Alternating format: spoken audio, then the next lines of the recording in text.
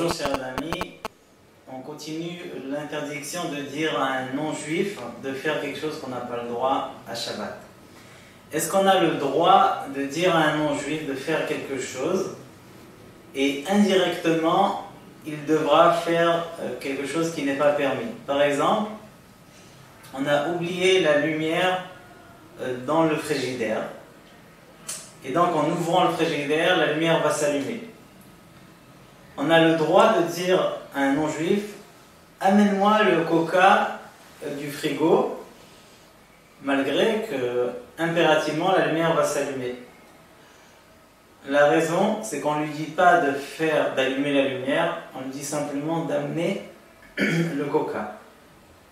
Même chose, si on a oublié dans la voiture un livre ou le talit pour la tfila, on a le droit de dire à un non-juif: amène-moi le talit de la voiture, malgré que le fait d'ouvrir la portière, les lumières de la voiture vont s'allumer.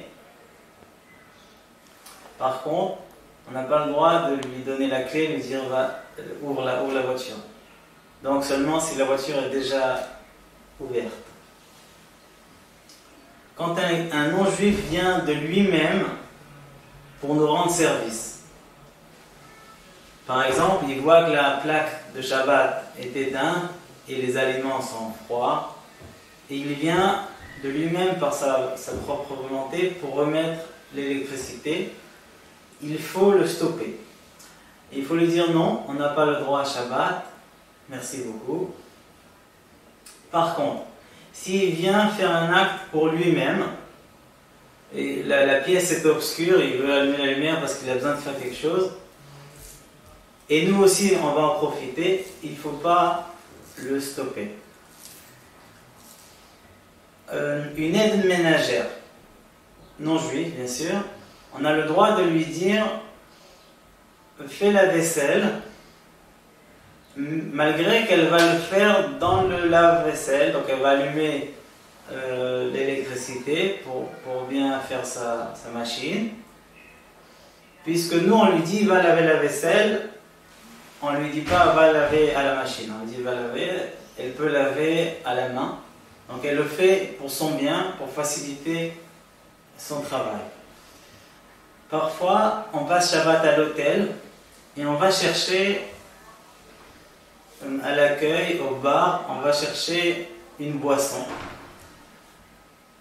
Et donc on va dire au non-juif qui est derrière la caisse, on va lui dire: donne-moi une boisson s'il te plaît.